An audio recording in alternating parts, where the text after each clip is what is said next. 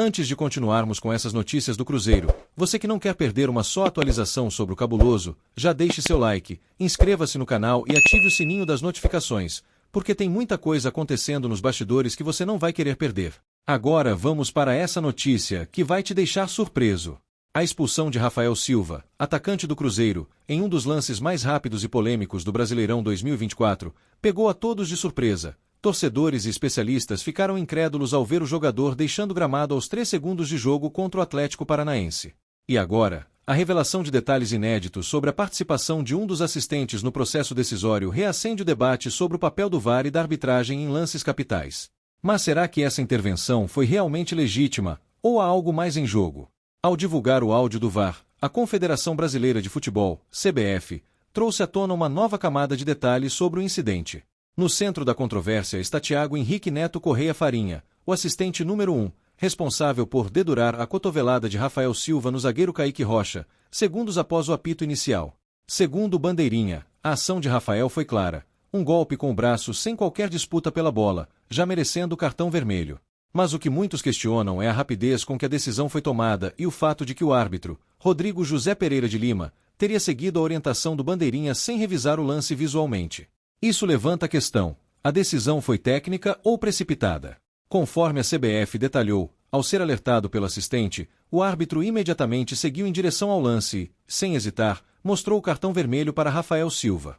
O VAR, operado por Paulo Renato Moreira da Silva Coelho, reforçou a marcação de campo, validando a expulsão. No entanto, é curioso perceber que toda a condução do diálogo indica que a decisão principal não partiu do árbitro ou do VAR, mas do próprio Bandeirinha. A intervenção tão direta e assertiva do assistente levantou suspeitas entre torcedores e dirigentes, que questionam se o Cruzeiro teria sido alvo de um rigor exacerbado em um momento onde mal houve desenvolvimento de jogo. Para muitos analistas, a questão vai além do lance em si. Eles apontam que a função do Bandeirinha é justamente auxiliar o árbitro central em caso de lances em que a visão possa estar comprometida, mas não assumir o protagonismo de uma decisão extrema logo no início da partida. Por que o Bandeirinha teria sido tão enfático ao solicitar o vermelho?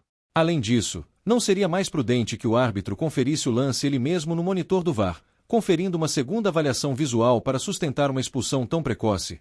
Para o torcedor cruzeirense, a sensação de injustiça e perseguição é evidente, e muitos questionam se o cabuloso teria recebido o mesmo tratamento se o lance envolvesse um jogador de outro clube.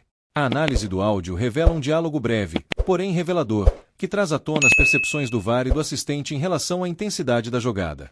O Bandeirinha declarou, de maneira firme e convicta: "Para mim, falta para cartão vermelho para o número 8 Rafael Silva. Ele já chegou dando uma braçada sem disputa de bola." Em resposta, o árbitro replicou a fala do Bandeirinha ao VAR, como se precisasse de uma confirmação externa para seguir com a expulsão, o que levanta questionamentos sobre a autonomia do árbitro em campo. A decisão final veio rapidamente. O VAR, após analisar a descrição da jogada, corrobora a visão do assistente, confirmando a força excessiva, com brutalidade, totalmente fora da disputa de bola. Esse diálogo entre VAR, Bandeirinha e árbitro coloca em evidência a influência de cada peça do sistema de arbitragem e traz à tona a questão da imparcialidade e consistência em decisões desse porte. Será que a atuação tão incisiva do assistente foi adequada? E, mais importante, como o VAR deveria ter lidado com a situação? Para muitos cruzeirenses, as perguntas pairam no ar. A falta de uma revisão visual, feita diretamente pelo árbitro, parece comprometer a confiança na decisão tomada, e muitos acreditam que isso pode indicar um padrão de arbitragem que prejudica o Cruzeiro. Diante de uma derrota que já era iminente logo nos segundos iniciais de partida, as reações no clube foram de indignação. Alguns diretores do Cruzeiro questionaram nos bastidores a postura da arbitragem e expressaram a expectativa de que a CBF reveja os protocolos para situações semelhantes. Afinal, a sensação de ser prejudicado logo no início de uma partida e de forma tão drástica marca o elenco e os torcedores de maneira profunda. Para os jogadores, a expulsão de Rafael Silva teve um impacto moral devastador, pois o time já entrou em campo com a missão dificultada de lutar com um jogador a menos em um duelo decisivo para sua posição no campeonato. Esse incidente reacende o debate sobre a transparência e a uniformidade do uso do VAR no futebol brasileiro. Diversos críticos apontam que, apesar de ser uma ferramenta para reduzir erros, o VAR tem mostrado inconsistências na sua aplicação e no seu critério, e o caso de Rafael Silva é visto como um exemplo emblemático dessa problemática. A partir do áudio divulgado, fica claro que o VAR confiou inteiramente na análise do Bandeirinha, sem sequer requisitar uma visualização da jogada pelo árbitro de campo, algo que muitos veem como um procedimento falho. Para a torcida, isso soa como uma injustiça contra o Cruzeiro, que não teve sequer a chance de ver o lance ser revisado com mais cautela.